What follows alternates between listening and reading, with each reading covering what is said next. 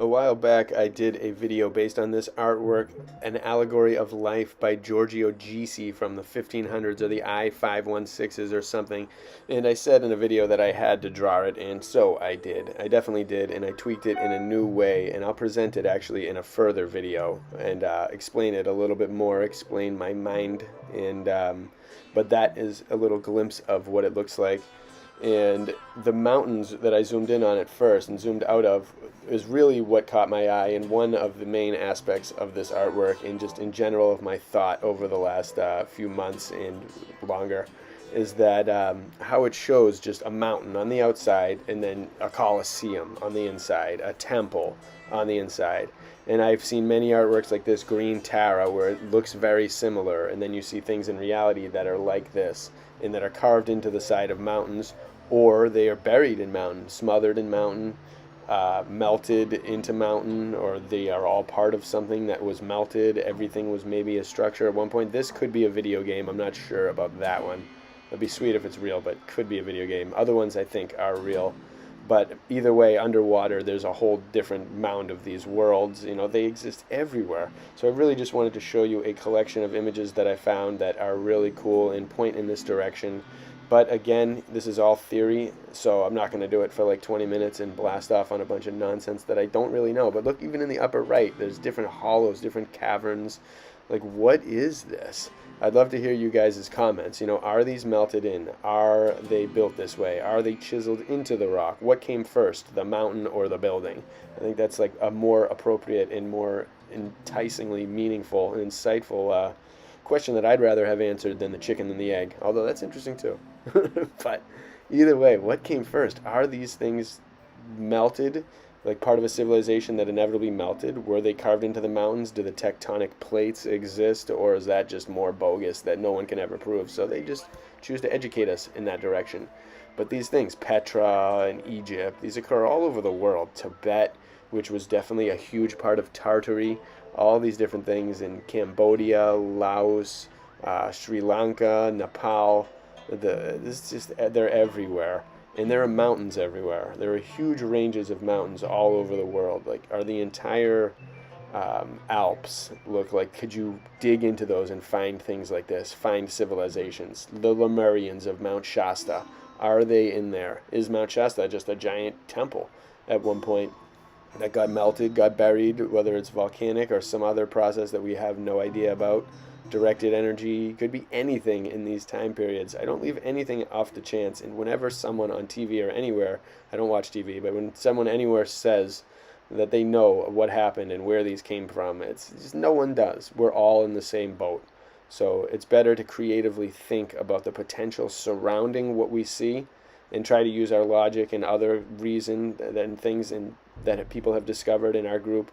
But to go on what these so-called experts say is just useless. They don't know. Nobody knows. This one always reminds me of The Fifth Element, where at the beginning when they're in that, a similar building to that, and then the interdimensional beings from 500 years in the distant, or wherever, come and tell about a war 500 years later.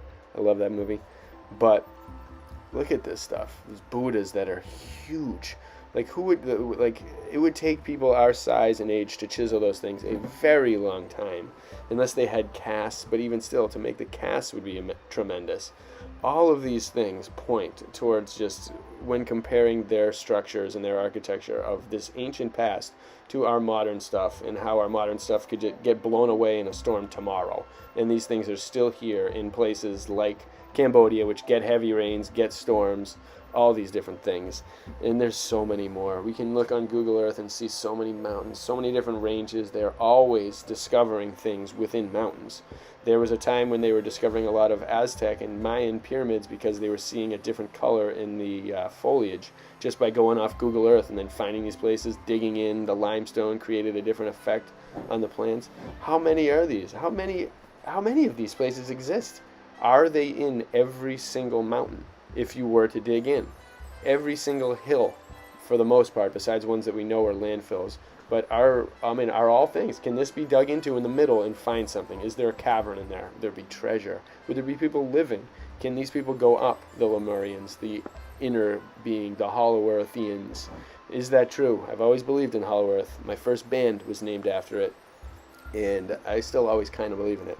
But this, I've always thought of this as looking like something still under there, like that whole area is carved out, but there's grass growing on it, so it looks like there's a field. Oh, they make a little wall here, so it looks like, and fill it in with land, so it looks like that was just the size of the wall. Meanwhile, that thing could go deep and deep and deep.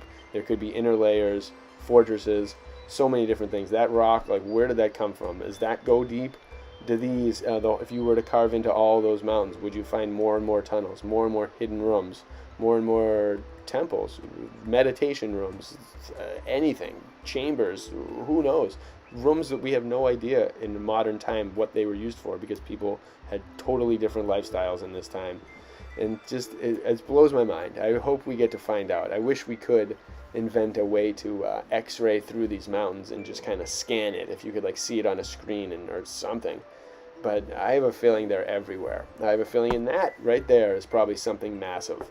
Yosemite, it could be something amazing under there, or it could be part of something, a broken down part of something, and all the other pieces are crumbling.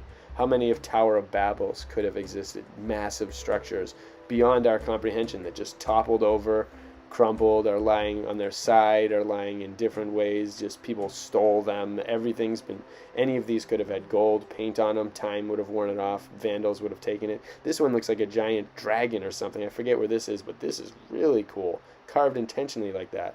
The Valley of the Kings. These are all signs that they were built. These things were built by people that were massive. For us to build stuff like this, it would take forever. You'd have to do it in like a material that, a plaster of something that wouldn't last this test of time.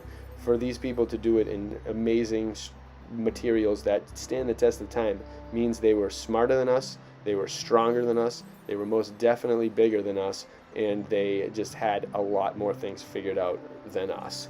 Under there, boom, could be so much more. There could be passageways. People that we know could know of it. They could be merging the tunnels that they make in the Denver airports and all those places in our cities. They could be merging it with this ancient civilization and have a whole different connection that we don't know. Could be a whole government system under there. I've heard different videos and different so-called whistleblowers talking about the underground world, the underground tunnels that exist everywhere, how there's an underground government, all this stuff. Who knows? Are they all connected and just, we're just out of the, we're not in the loop. We never are, so why would we expect to be in as far as the truth to all these things? But there seems like there's something we're missing, because look at this stuff. Like, how can this exist and have people not want to discover its true origins and who these people were, how they existed, far beyond what we currently know? Because what we know is so lackluster and so just weak-minded, designed to be just dumb. It's all so dumb. And we need to find the truth, because the truth is not dumb. The truth was ingenious. It was masterful. It was perfect. It's absolutely unfathomably amazing. If we were to see how massive a structure Earth is and how it's so intelligently designed, maybe the entire thing was built by some race at some point that could exist beyond the poles. We have no idea. Again, it's all theory until it becomes truth. Hope we can find it. Bless you all.